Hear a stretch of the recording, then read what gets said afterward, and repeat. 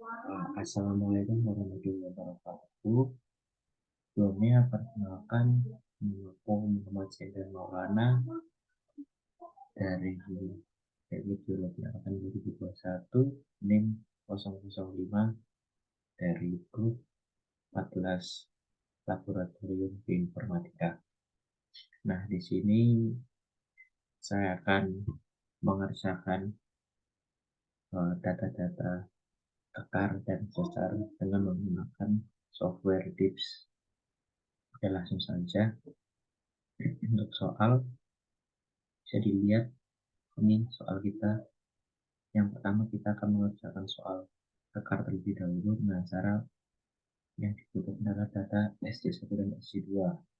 Nah, kita copy SC1 dan SC2 ke DIPS. Nah, tapi sebelumnya orientasi dari DIPS ini harus kita rubah dulu dengan cara klik project setting, lalu ubah ke strike right atau div lebih konkret. Langsung kita paste di sini. Kemudian begitu saya dengan C2, lakukan hal yang sama. Paste. Nah, setelah itu kita set control set. Oke. Nah, ketika sudah muncul seperti ini menunjukkan data-data yang tadi kita plot, dan langkah selanjutnya kita lakukan adalah mengupload bidang dari series join 1 dan series join 2 dengan cara kita pakai menu add user plan.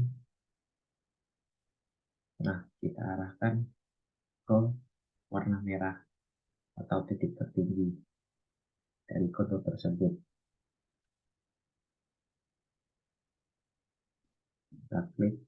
Nah, tadi kita namakan 38, dilihat berarti itu SC2. Berikut di keterangan SC2. Nah, kita lakukan hal yang sama dengan SC1. Klik SC1. Nah, ketika sudah didapat dua-duanya, dua bidang SC, nah kita bisa mengupload yaitu bidang bantu. Kita arahkan kursor kita ke perpotongan antara SC1 dan SC2 yang dinamakan bidang bantu. Kita klik saja bidang bantu. Nah, ini buat si bidang bantunya. Nah, lalu setelah itu kita dapat bidang bantu, kita akan plot sigma 1, sigma 2, dan sigma 3. Nah, dengan cara kita plot dengan menggunakan trendline sigma 2 dulu dari perpotongan SC1 dan SC2. Nah, kemudian dinamakan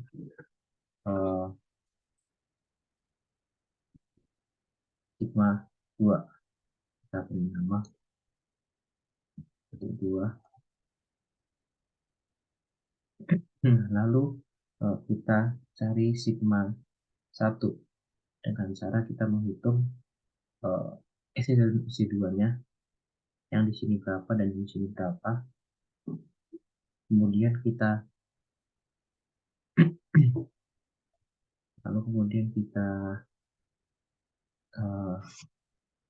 tambah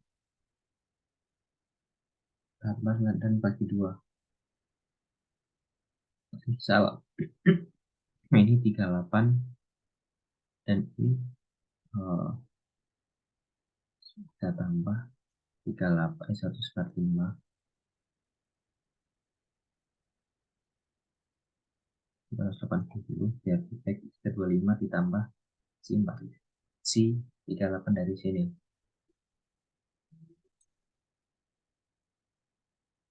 Dan kita dapat 363 atau 3 derajat. Nah, lalu kita plot saja di sini. Ini kita si sigma satunya. Nah, kita beri teks lagi sigma 1 ini sigma 1 dan diplot. Nah, oh ya, jangan lupa sebelum kita nonaktifkan si kontur ya. Nah, selanjutnya kita plot sigma 3 yang didapat dari 90 derajat dari sigma 1. Nah, berarti sigma sudah 3. Nah, ditambah di 90 berarti 93.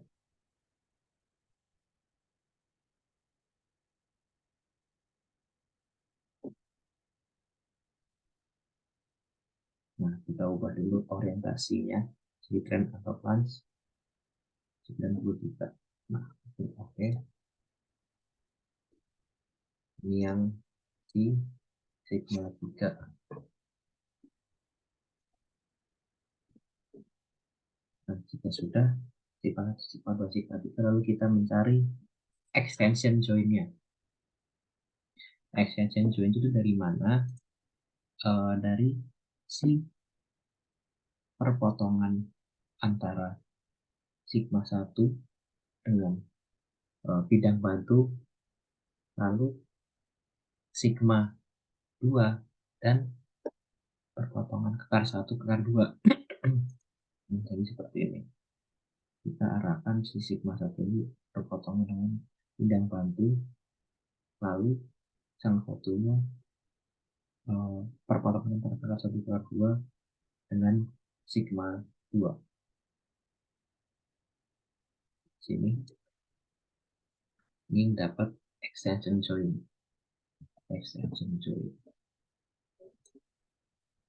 Nah, lalu untuk release join didapatkan antara perpotongan dari sigma 3 dengan bidang batu, lalu perpotongan dengan kekar 1 dengan sigma 2, perpotongan kekar 1 kekar 2 dengan sigma 2. Ini.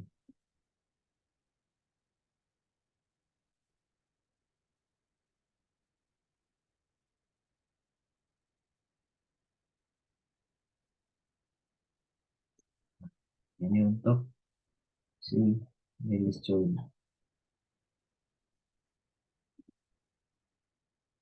Nah, kalau udah semua, kita ganti warna-warna dari tiap-tiap plotan yang kita plot agar memudahkan untuk dibaca dengan cara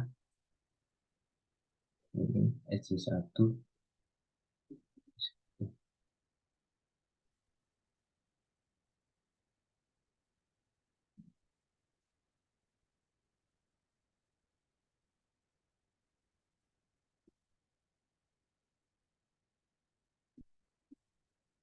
bisa kalian ubah keinginan kalian, yang penting kalian bisa paham untuk membaca dari tiap-tiap yang kalian plot ini.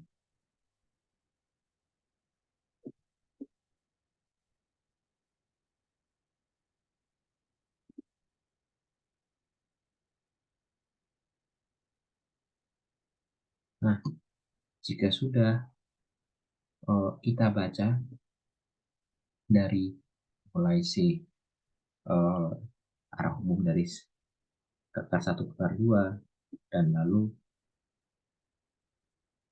dari sigma 1 sigma 2 sigma 3 dan extension dan release join.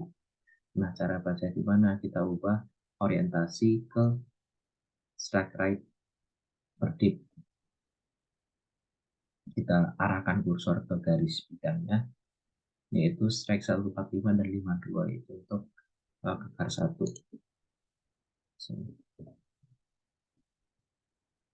Kekar 1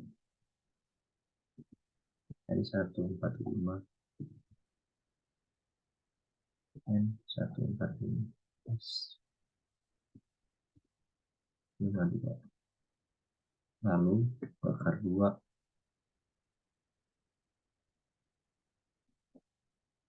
38/58.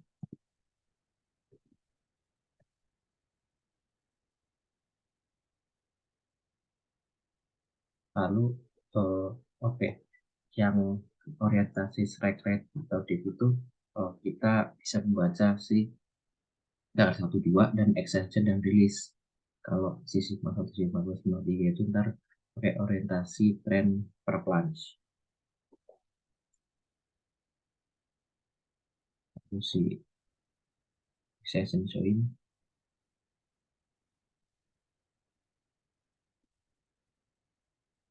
ini 185, 89,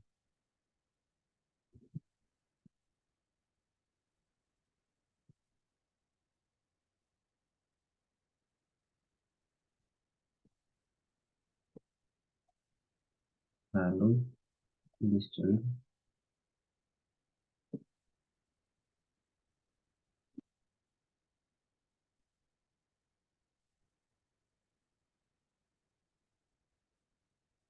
89, 40.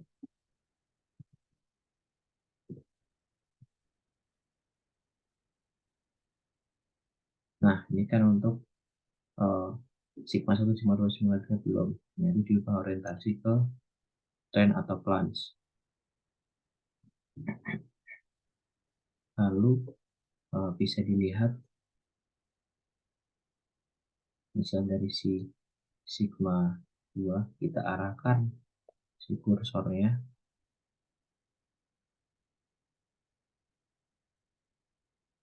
Nah, kita baca di samping trend atau plunge. Jadi 18639.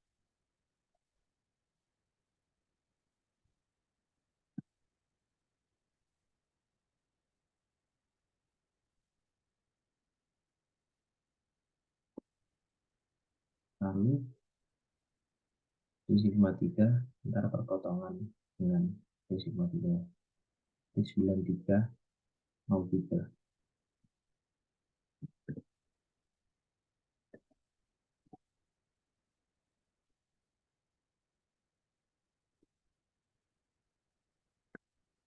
Dan yang terakhir di sigma satunya di sini.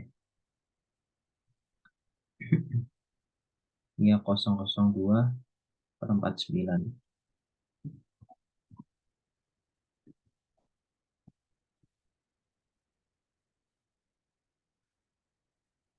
Nah, ini untuk soal kekar kita sudah selesai. Seperti ini. Nah, selanjutnya kita akan mengerjakan si soal sesar. Nah, dengan cara kita new dokumen. Nah, jadi sesar data yang ada di sini yaitu data SFGF dan strike dip pada SFGF, lalu ada preksiasi. Nah, caranya bersama dengan ya kekar tadi kita masukkan ini si data-data SF dan GF. Nah, ini jangan lupa dip dan directionnya kita ubah si orientasinya ke private per dip. Nah, jika sudah kita paste. Itu juga dengan yang GF, kita salin, terus kita paste sini. Nah, ini udah semua data-datanya, lalu kita klik kontur preset. Nah, logo muncul seperti ini. Apa yang kita lakukan adalah mencari arah umum dari SF dan GF dengan cara user plane seperti tadi dan arahkan ke kontur paling tinggi di situ ditandai dengan warna merah. Ini 349 kita lihat. Nanti berarti SF.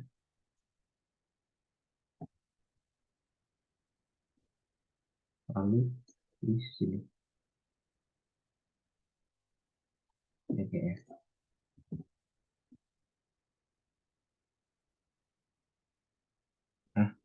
Nah, setelah itu kita buat bidang bantu.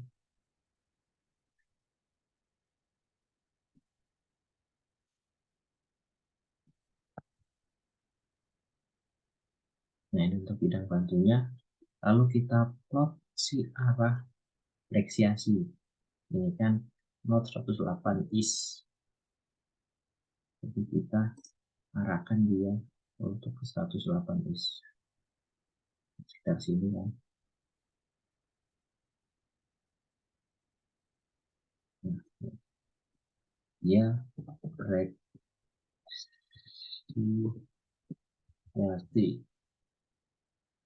Nah, kita sudah kita plot semua. Lalu kita turn off kan saja si konturnya. Nah, setelah itu kita mencari T1 aksen dan sebelum ya T1 aksen dengan cara perpotongan antara case fracture dengan si bidang bantunya dengan cara kita add trend line lalu plot ini untuk si T1 aksen.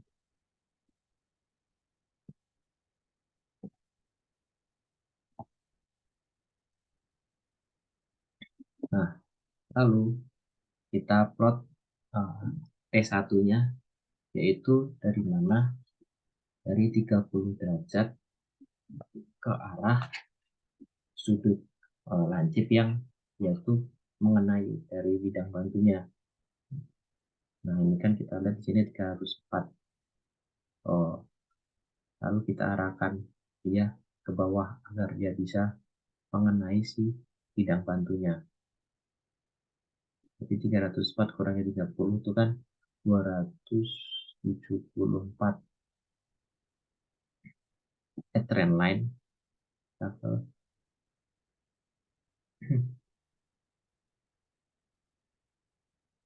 274. Nah, ini untuk T1. Nah, untuk T2-nya di mana? Yaitu merupakan perpotongan antara CF dan si GF-nya. Ini T2.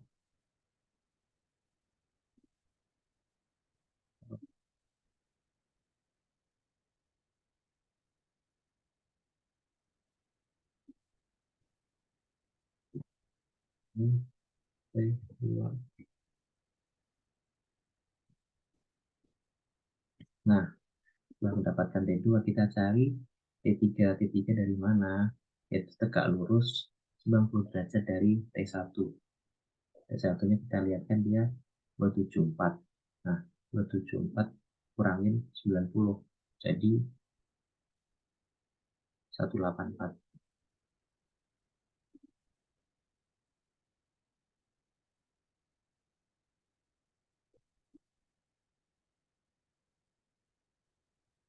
Untuk si T3.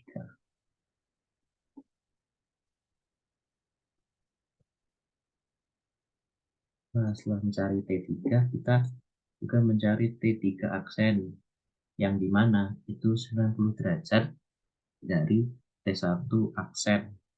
T1 aksen kita kan 304 kurangin 90, jadi 214.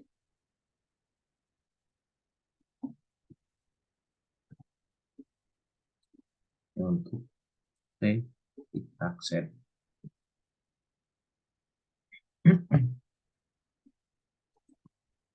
Nah, setelah sudah dapat T1, T2, dan T3 aksen, kita lalu mencari si netslip-nya. Nah, netslip-nya itu kemana? Yaitu perpotongan antara bidang bantu dengan reaksiasi.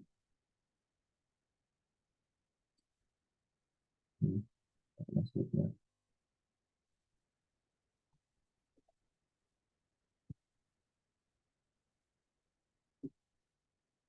Nah, setelah seperti ini, kita ubah dulu warnanya biar kita bisa mempermudah untuk cara pembacaan pergerakan dari sesarnya. Ubah warna.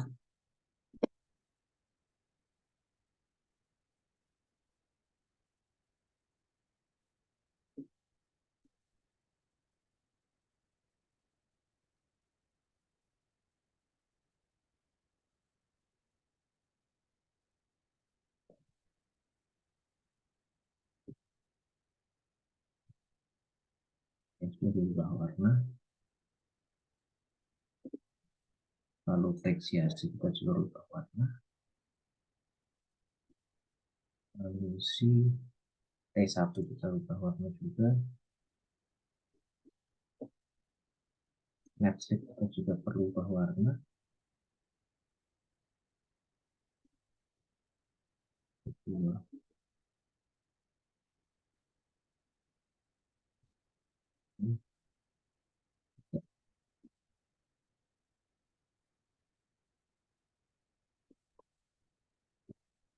nah untuk mengetahui pergerakan sesar kemana, kita di sini melihat si dari tegasan utamanya dan si preksiasinya. Nah, tegasan utamanya kita kan ke sini nih, sedangkan preksiasinya itu bidangnya di sini, yang mengartikan tegasan utama itu dari si T1. Nah, karena tegasan dari sini, yaitu nanti si bidangnya akan bergerak ke sini. Nah, lalu diberikan seperti ini dan baliknya sini. Ini arah pergerakan dari si sesarnya. Nah, lalu untuk mengetahui arah netslipnya kemana, kita lihat dari si hanging wall-nya. Nah, untuk hanging wall sendiri itu area luasan yang lebih sempit di samping arah preksiasi atau bidang besarnya. Nah, sedangkan untuk foot wall-nya itu area luasan yang lebih besar di samping bidang besar atau preksiasinya. Nah, ketika preksiasinya menuju ke sini, kita tahu si netslip itu akan bergerak sama dengan pergerakannya seperti hanging wall, dan pergerakannya tadi seperti ini.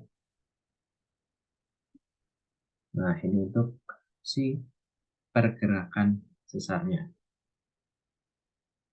Nah, jika sudah seperti ini dapat kita hitung, yaitu piringnya, yaitu piringnya dengan cara ubah ini ke pen atau plunge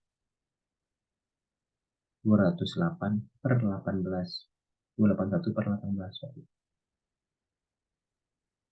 281 per 18 piring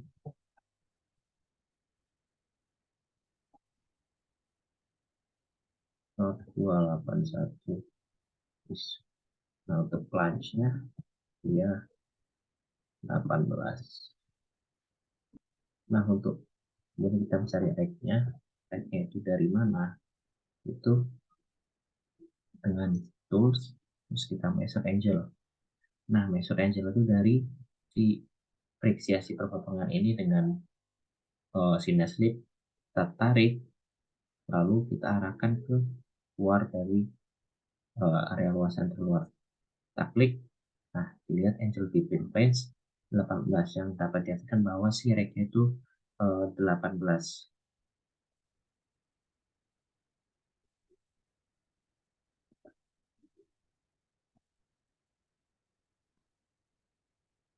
Nah, ini kan juga sudah dapat nih piring, plunge, dan rate-nya.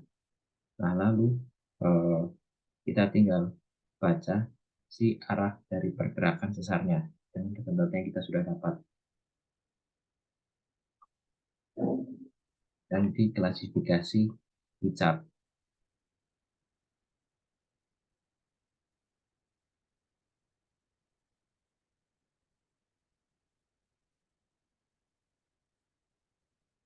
Ya, dari klasifikasi tersebut kita bisa lihat bahwa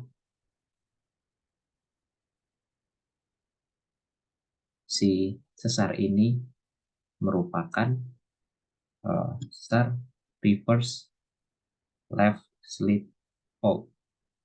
Nah, yang dapat ditunjukkan dari nomor 22 ya, dengan data-data yang aku udah dapat.